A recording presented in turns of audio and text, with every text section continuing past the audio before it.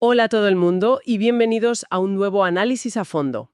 Hoy venimos con una energía increíble porque tenemos un tema sobre la mesa que sinceramente cambia por completo la perspectiva sobre cómo funciona nuestra propia mente. Totalmente. Es un tema fascinante. Vamos a sumergirnos en la gran pregunta, esa que la humanidad lleva siglos haciéndose. ¿Qué es lo que hace realmente que una persona sea inteligente? Y atención, porque la respuesta no va por el camino que muchos esperan, ¿verdad? Exacto, no va por el camino de haber ganado la lotería genética o de nacer con un cerebro súper privilegiado. Hoy nos vamos a basar en un ensayo en vídeo súper detallado. Por cierto. Sí, esta autora ha recopilado una cantidad increíble de evidencia científica sobre los hábitos diarios que comparten las personas altamente inteligentes. Y el gran gancho de todo esto, lo que resulta verdaderamente rompedor al revisar las fuentes, es que la inteligencia es en realidad un conjunto de rutinas cotidianas. Rutinas que tienen el poder de reescribir literalmente la estructura física del cerebro humano. Es que suena a ciencia ficción, pero es biología pura. Así es, y es un enfoque muy refrescante para abordar la inteligencia. Lo fundamental en esta inmersión profunda de hoy no es abrumarse intentando aplicar una lista interminable de tareas desde mañana mismo. Claro, no se trata de estresarse ahora. Para nada. El objetivo es comprender cómo estos 7 hábitos específicos actúan como herramientas tremendamente prácticas en la vida diaria. No estamos hablando de conceptos abstractos, etéreos, inalcanzables. Estamos hablando de acciones cotidianas concretas que esculpen el funcionamiento cognitivo. Y la ciencia detrás de cada uno de estos pasos es muy, muy sólida. A ver, vamos a desgranar esto, porque el primer hábito que plantea el material es el motor de todo lo demás.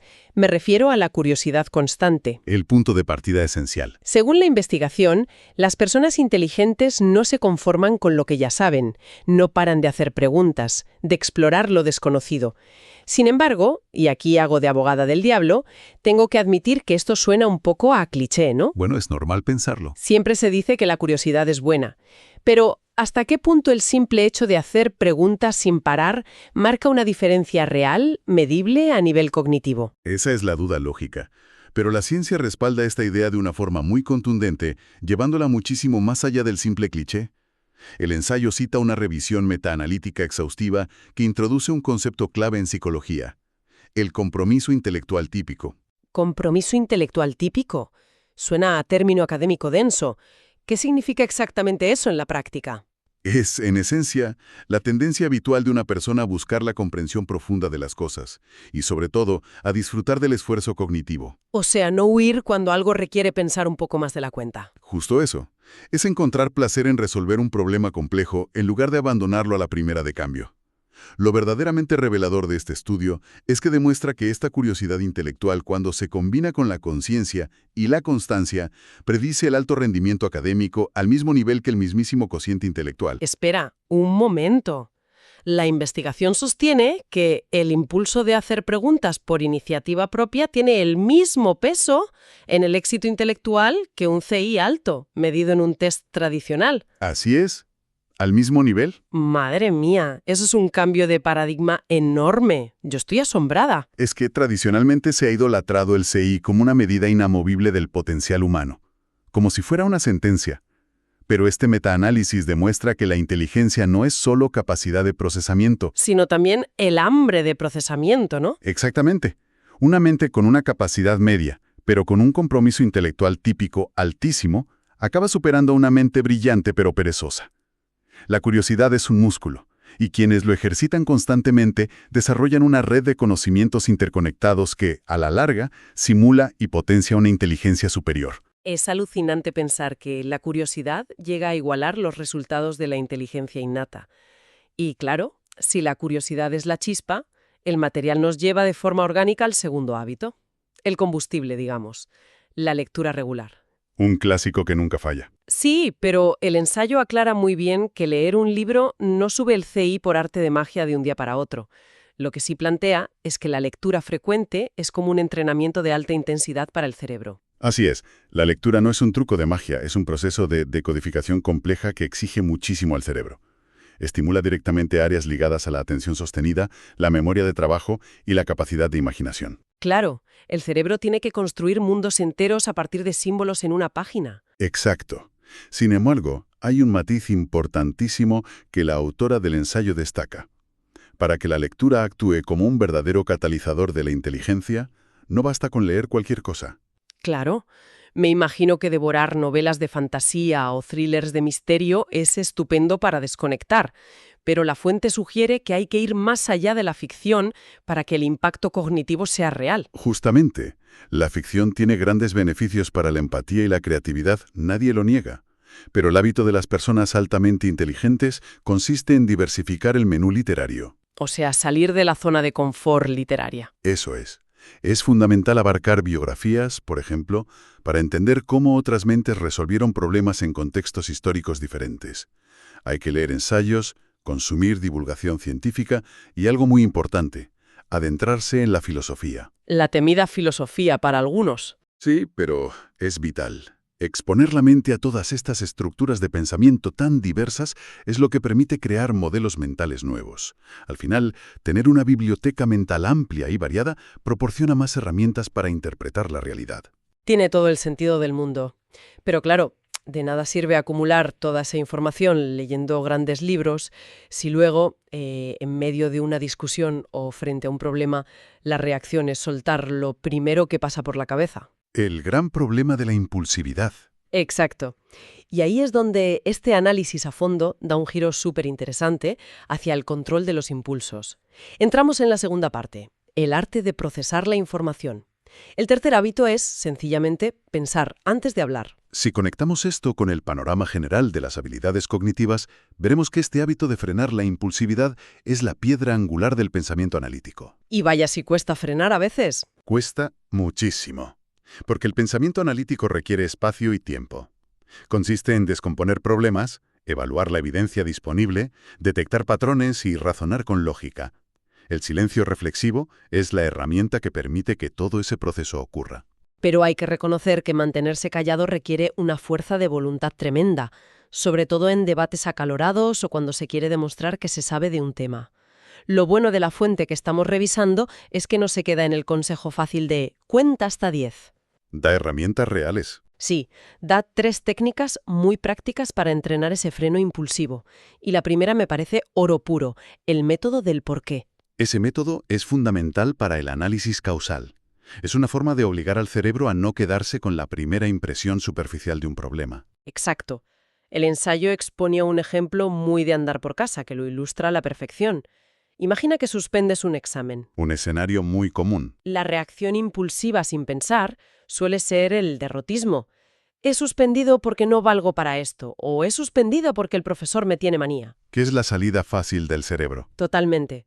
Pero el método propone tirar del hilo. ¿Por qué ha habido un suspenso? Bueno, porque hubo poco tiempo de estudio. ¿Y por qué hubo poco tiempo? Porque hubo distracciones constantes. Ya nos vamos acercando. Y sigues. ¿Y por qué hubo distracciones? Porque el entorno de estudio era un caos y no había planificación previa. Y al hacer esa cadena de preguntas, se llega a la raíz real del problema. Un fallo de organización, no una falta de capacidad inherente. Es un alivio enorme llegar a esa conclusión. Claro. Es un ejercicio brillante de disección de la realidad que evita conclusiones precipitadas y, a menudo, muy perjudiciales para la autoestima. Totalmente de acuerdo. Y para complementar esto, la segunda técnica es igual de contundente. Escribir el razonamiento. Escribir es externalizar el pensamiento. Y esto es crucial porque la mente humana es maravillosamente experta en engañarse a sí misma. Nuestra cabeza está llena de sesgos cognitivos, emociones momentáneas y atajos mentales. Trampas por todas partes. Efectivamente. Pero el papel no miente. Cuando hay que tomar una decisión importante o analizar un tema complejo, el hábito es plasmarlo en blanco sobre negro. El ensayo menciona preguntas muy específicas que hay que hacerse frente a ese papel, ¿verdad? Sí, preguntas muy incisivas. ¿Qué es lo que realmente se sabe sobre esto, con datos comprobables? ¿Qué es lo que se asume que es cierto, pero en realidad es solo una suposición? Esa diferenciación es clave. Dato frente a suposición. Y sobre todo, ¿qué evidencia real existe para respaldar estas opciones? Al escribir estas respuestas, se elimina gran parte de la subjetividad emocional que nubla el juicio. Obliga a adoptar una perspectiva mucho más fría y analítica. Esa pausa para escribir me parece vital, aunque mi técnica favorita de esta sección es la tercera. Sobre todo en la era en la que vivimos, me parece un mecanismo de supervivencia. Se trata de actuar como un investigador de noticias. Una habilidad imprescindible hoy en día. La Fuente usa un ejemplo clarísimo. Los típicos vídeos de noticias virales de 1 minuto que circulan por redes sociales, como en TikTok. Es el escenario perfecto para aplicar el pensamiento crítico. La velocidad de esas plataformas está diseñada precisamente para anular el tercer hábito, de pensar antes de actuar. Buscan que la sangre te hierva, básicamente. Buscan la reacción emocional inmediata, el clic, el compartir de forma indignada. Exacto. Y ahí es donde entra la técnica. Antes de dar por cierta una noticia rápida y reaccionar impulsivamente, una mente entrenada frena en seco y lanza varias preguntas críticas. ¿Cuáles? ¿Plantea la fuente? Pues, por ejemplo, ¿de dónde sale esta información realmente? ¿La cuenta que lo publica tiene credibilidad histórica o es un perfil anónimo creado hace 2 días? ¿Qué datos verificables aporta el vídeo más allá de una música dramática de fondo? La música siempre ayuda a manipular la emoción. Siempre. Y la pregunta más aguda que plantea el ensayo es, ¿qué información falta aquí de forma conveniente para que la historia encaje tan perfectamente en solo 1 minuto? Es una defensa inmunológica formidable contra la desinformación. Pero hay que destacar algo importante aquí. Para poder aplicar este nivel de escrutinio a la información externa, primero hace falta una cualidad interna que requiere mucha valentía. A ver. Ese es el cuarto hábito del que habla la investigación, cuestionar las propias creencias. Aquí es donde se pone realmente interesante, porque es muy fácil investigar a los demás o cuestionar las noticias con las que no se está de acuerdo. Eso lo hace cualquiera. Claro, pero la Fuente habla de un concepto llamado flexibilidad cognitiva, que básicamente es tener la disposición genuina y la apertura mental para cambiar de opinión propia cuando aparece nueva evidencia sólida. Y eso choca frontalmente con la naturaleza humana. A nuestro cerebro no le gusta admitir que esté equivocado. Gasta muchísima energía en proteger su visión del mundo. Es como si nos atacaran físicamente cuando cuestionan nuestras ideas. Tal cual. La literatura científica denomina a esta capacidad humildad intelectual. Es la habilidad para revisar aquellas creencias que están profundamente arraigadas en nuestras redes neuronales, muchas de las cuales han sido inculcadas desde la infancia. Y atreverse a decir, me equivoqué. Exacto. Tener el valor de decir, oye, quizá estaba en un error. Es como hacer una auditoría interna constante. Y el ensayo relaciona esta humildad directamente con algo llamado metacognición, ¿no es así? Exactamente.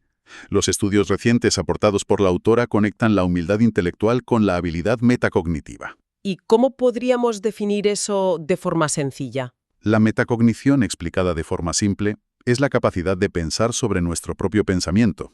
Es como subirse a un balcón mental y observar desde arriba cómo tomamos decisiones en la planta baja. Me encanta esa metáfora del balcón. Ayuda mucho a visualizarlo.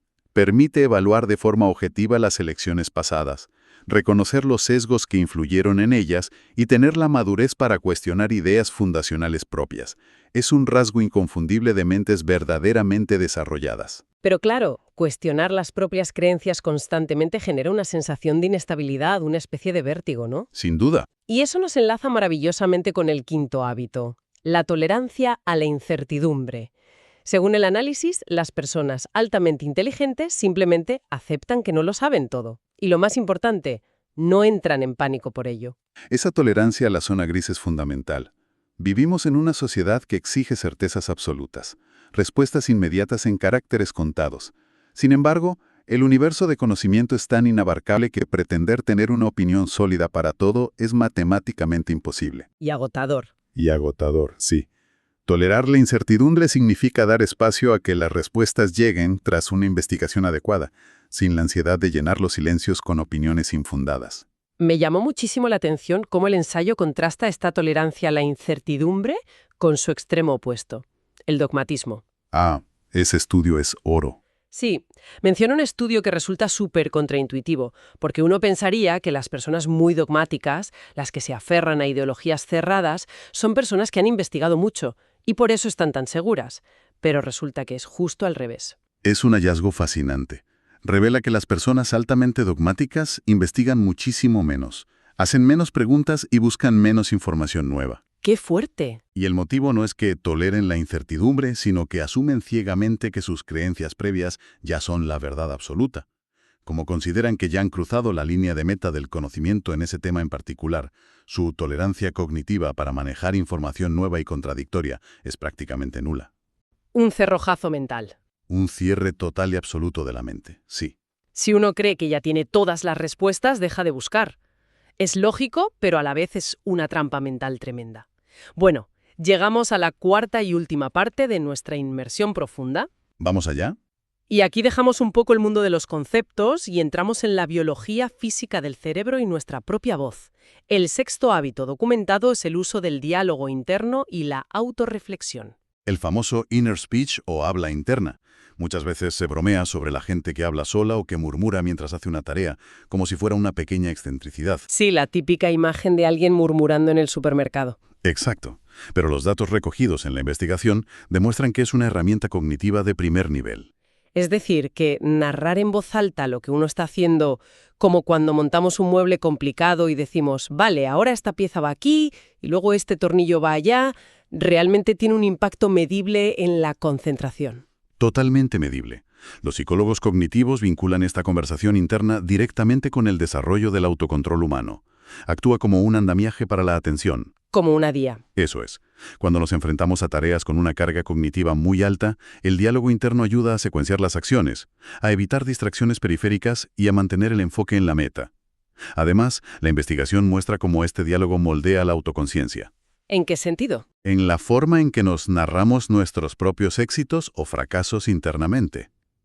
Eso influye drásticamente en la percepción de nuestras propias capacidades a través de la autoevaluación. Es como tener un copiloto que va cantando las curvas en un rally de alta complejidad. Me parece una imagen súper gráfica. Y este copiloto constante nos lleva al séptimo y último hábito, que para mí es la joya de la corona de todo este ensayo: el aprendizaje continuo y su relación directa con la neuroplasticidad. Un tema apasionante. El mensaje es clarísimo. El cerebro nunca, jamás se jubila si uno no le deja. Lo fascinante aquí es que entramos en la biología pura y dura. La neuroplasticidad es la confirmación física de todo lo que hemos debatido hasta ahora. No es una bonita metáfora de superación personal, no. Es la capacidad biológica del cerebro humano para adaptarse y cambiar físicamente su propia arquitectura en respuesta al aprendizaje. El cerebro es un tejido dinámico y maleable. Y los ejemplos concretos que da la fuente sobre estos cambios físicos son para quedarse con la boca abierta. El material detalla que cuando una persona adulta se pone a aprender un idioma nuevo, no solo está memorizando vocabulario, literalmente se produce un aumento de la materia gris en el cerebro. Una transformación estructural física. Sí, sí. Y se genera una reorganización física de las redes neuronales relacionadas con el lenguaje, la memoria y la concentración. Específicamente en áreas críticas como la corteza temporal y el hipocampo, que es el gran centro de operaciones de la memoria. Y lo mismo ocurre con otras habilidades complejas que menciona el ensayo, como la música. Ah, el ejemplo de la música es espectacular. Sí, porque aprender a tocar un instrumento musical modifica estructuralmente la corteza motora, porque requiere precisión en los dedos. También la corteza auditiva para procesar el sonido.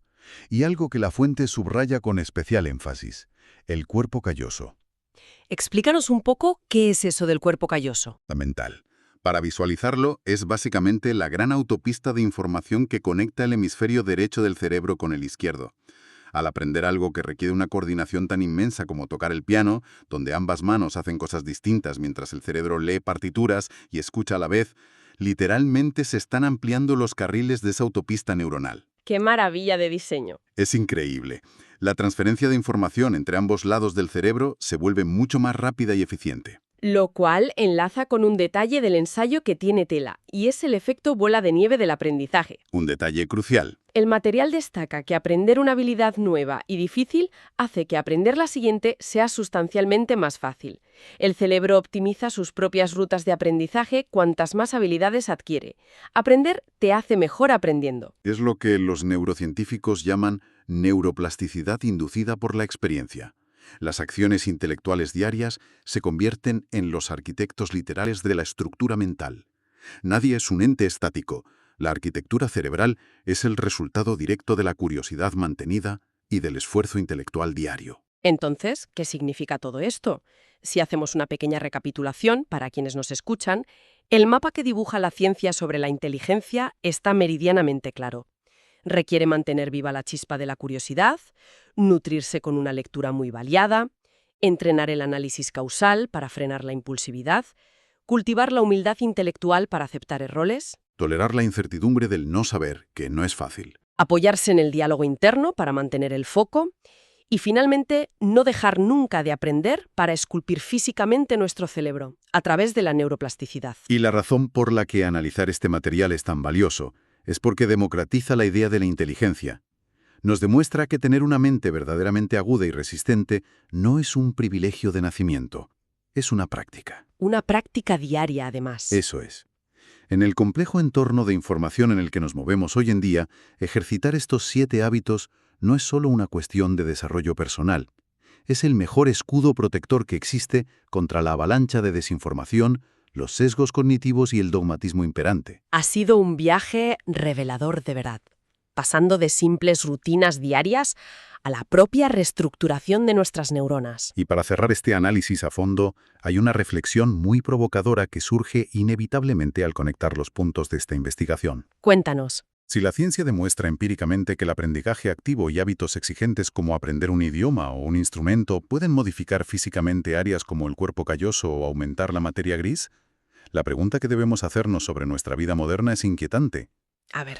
Ante los hábitos pasivos y repetitivos que dominan la era digital, como el consumo infinito de vídeos cortos o la navegación automática por redes sociales, ¿cómo se estará moldeando, o quizá atrofiando, la arquitectura física de nuestro cerebro?